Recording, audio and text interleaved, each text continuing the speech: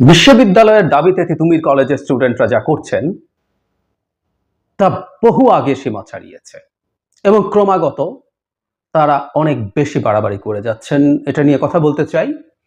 In fact তারা এটা করার মাধ্যমে এই শহরের বা এই দেশের জনগণের খুবই বিরাগভাজন হয়ে উঠবেন, কোনো সন্দেহ নেই, বা উঠেছেন এর মধ্যে। তার আগে ছোট্ট একটা ডিসক্লেইমার।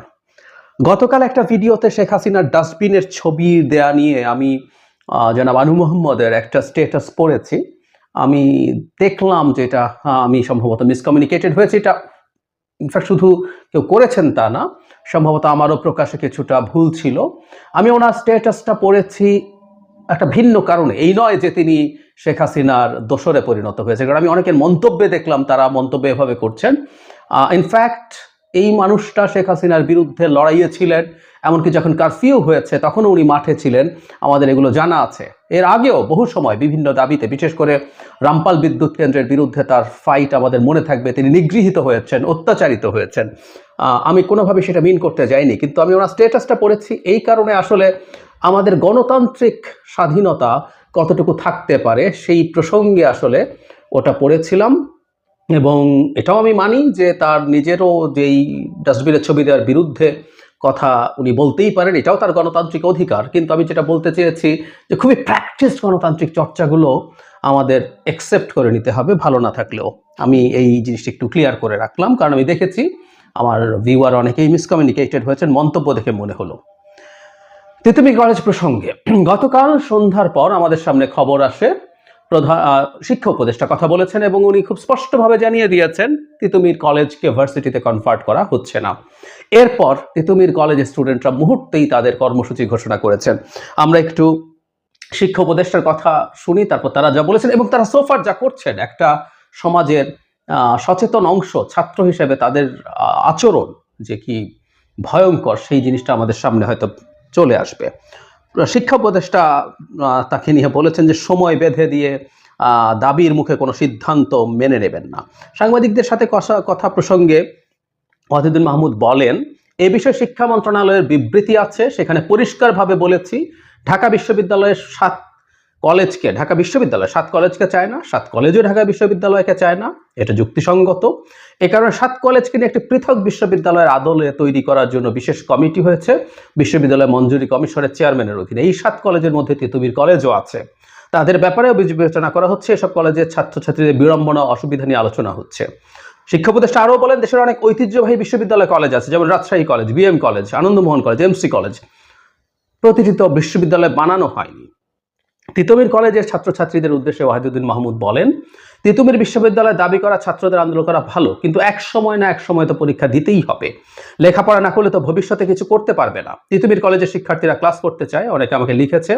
জনদুর্ভোগ না হয়, যদি কর্মসূচি দিতে হয় এমন কর্মসূচি দেওয়া উচিত। তিনি বলেন, আমরা মনে করছি সময়সীমা বেঁধে দিয়ে বিশ্ববিদ্যালয় ঘোষণার দাবি যৌক্তিক নয়। সময় বেঁধে দেওয়ার দাবির মুখে এমন কোনো সিদ্ধান্ত নেব না। এমন সিদ্ধান্ত নেওয়া হলে শুধু আমাদের সময় নয়, বহুদিন ধরে তা অযৌক্তিক সিদ্ধান্ত হিসাবে বোঝা হয়ে থাকবে।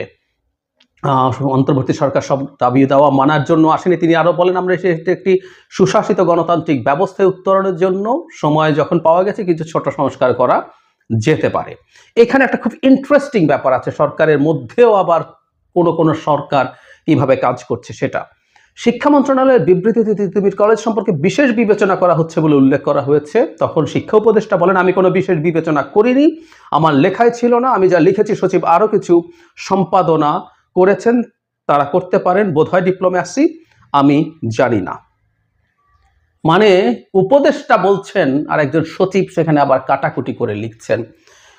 উপদেষ্টা স্পষ্টভাবে জানিয়ে ভালো করেছেন, কারণ এই তথাকথিত সচিবরা নানা রকম সংকট তৈরি করছেন এই সরকারের মধ্যে। আমরা আরেকটা প্রমাণ পেলাম। এখানে পরিকল্পনা মন্ত্রণালয়ের টাস্কফোর্সের উদ্ধৃতি দিয়ে বলেন, যেখানে সরকারি খাতের বিশ্ববিদ্যালয়ের সংখ্যা কমানোর সুপারিশ করা হয়েছে। সরকারি খাতে 55টা আছে, গত 7 বছরের অর্থনৈতিক বিষয়ে এত দ্রুত বিষয় করে বাংলাদেশ করেছে ঢাকা ভার্সিটি, মানে ওনার ভার্সিটি কমানোর কথা বলছেন। ইনফ্যাক্ট এই কথাটা আমিও গত সরকার যখন প্রতিটা জেলায় বিশ্ববিদ্যালয় করা হচ্ছে, আমরা অনেকবার আলোচনা করেছি, এগুলোর ইনফ্রাস্ট্রাকচার ডেভেলপমেন্ট আছে, লুটপাটের সম্পর্ক আছে, এসব করে তারা এসব নানান জায়গায় প্রচুর প্রকল্পে বিশ্ববিদ্যালয় করেছেন এবং এগুলোর বিরোধিতা করেছি। এটা নিয়ে অনেকের খারাপ লেগেছে। ধরে ধরে সবাইকে BA MA পাস দেওয়ানো, গ্র্যাজুয়েট মাস্টার্স বানানো একেবারে অর্থহীন। এবং আরেকটা কলেজ এখন ভার্সিটি করতে চাইছে, আমি সেই জায়গায় আসবো। তাৎক্ষণিকভাবে এটা প্রত্যাখ্যান করেছে তিতুমির কলেজ। তারা বলেছেন তাদের সংগঠন ফেসবুক পেজ থেকে, তারা বলছেন এখন মানে এখনই ব্যারিকেড। এটা গতকাল সন্ধ্যায় তারা বলছেন। দাবি আদায়ের এক পথ, সবাই তাহবান্দে আসুন। দাবি আদায়ের এক পথ, রাজপথ রাজপথ। সবাই আমতলী মুভ করেন, সড়ক ও রেল অবরোধ হবে। কাল নয়, আজই ব্যারিকেড হবে। এখন মানে এখনই, সবাই দ্রুত চলে আসুন। শিক্ষা উপদেষ্টার বক্তব্য প্রত্যাখ্যান করে একজন শিক্ষার্থী বলেন, সরকারের খামখেয়ালি আমাদের রাজপথে নামতে বাধ্য করেছে। আমাদের আন্দোলনের ফলে সৃষ্টি হওয়া জনদুর্ভোগের জন্য আপনারা দায়ী। আচ্ছা, প্রাথমিকভাবে একটা কথা একটু আমরা এভাবে বলি, সেটা হলো একটা বিশ্ববিদ্যালয় কলেজ, তো এটা একটা পুরনো কলেজ, বড় কলেজ, বিভিন্ন বিষয়ে সচেতন স্টুডেন্টরা এখানে পড়ে বলে আমরা বিশ্বাস করি। মানে তারা মনে করছেন গায়ের জোরে এভাবে চাপ দিয়ে একটা ইউনিভার্সিটি বানিয়ে নেওয়া যাবে, এটা তারা মনে করছেন। এবং উপদেষ্টা যেভাবে বলেছেন, দেশের বিভিন্ন জায়গায় ঐতিহ্যবাহী বড় বড় কলেজ আছে, ঢাকায়ও আছে, ঢাকা কলেজ, এই যে 7 কলেজের একটা ইডেন কলেজ, পুরনো, অনেক বড়, অনেক স্টুডেন্টস আছে। মানে এখন প্রত্যেককে ভার্সিটি চাইতে হবে এবং সবগুলো কলেজকেও ভার্সিটি করে দিতে হবে। বা তারা মনে করছেন সবাইকে বাদ দিয়ে তারা যদি যথেষ্ট পরিমাণ জনদুর্ভোগ তৈরি করতে পারেন, তাহলে একটা সময় সরকার চাপের মুখে এই দাবিটা মেনে নেবে। মানে একটা দাবি কেউ করছেন, সেটা কতটুকু ন্যায্য, কতটুকু নৈতিক, এই বোধ এই সমাজে বাস করা স্টুডেন্টদের মধ্যে অনেকেরই নেই। আমরা খেয়াল করব, তারা যখন 7 কলেজ একসাথে আন্দোলন করছিলেন, ঢাকা ইউনিভার্সিটির অধীনে থাকা নিয়ে তাদের যে সংকট, সবার সমর্থন পেয়েছে। আমি নিজেও তাদের সমর্থনে কথা বলেছি একাধিকবার, অনেকে বলেছেন। কিন্তু তারা এখন যা করছেন এটা বাড়াবাড়ি, ভয়ঙ্কর রকম বাড়াবাড়ি। এবং এরকম পরিস্থিতিতে আসলে প্রশ্ন আসে, কাদেরকে দিয়ে উৎসাহিত হয়ে বা কাদের উস্কানিতে বা কাদের পরিকল্পনায় তারা আসলে মাঠে এগুলো করছেন, এই প্রশ্নগুলো আসতে হবে। এবং আমি মনে করি আমাদের শিক্ষা উপদেষ্টা খুবই রাইটলি বলেছেন, চাপের মুখে এরকম কোনো অন্যায় দাবি আসলে মেনে নেওয়া যাবে না। এই কথাগুলো আসলে সরকার যদি আরো আগে থেকে বলতো এবং সেটা মেন করত এবং সেটা কার্যকর করার জন্য যদি প্রয়োজনে বল প্রয়োগ করত, তাহলে সেটা হতে পারত, এই পরিস্থিতি আর তৈরি হতো না। এই তিতুমির কলেজ তাদেরকে ভার্সিটি করার জন্য এর 1.5-2 মাস আগেও দীর্ঘ সময় রাস্তা ব্লক করেছে, রাস্তা ব্লক করে ভয়ঙ্কর রকম জনদুর্ভোগ তৈরি করেছে। এগুলো আমরা সাক্ষী হয়েছি, ভুক্তভোগী হয়েছি। গত 2-3 দিন থেকে তারা একই কাজ করছেন। তারা এখন আবার ঘোষণা দিচ্ছেন এবং দাবি করছেন তাদের দাবি যেহেতু মানা হয়নি, তাই এই জনদুর্ভোগের জন্য সরকার দায়ী। মানে তাদেরকে ভার্সিটির ঘোষণা দিলে তারা এখান থেকে সরে যাবেন এবং তাতেই এই সমস্যার সমাধান হবে, তাতে সরকারকে আর দায়ী করা যাবে না। এই হচ্ছে তাদের কথা।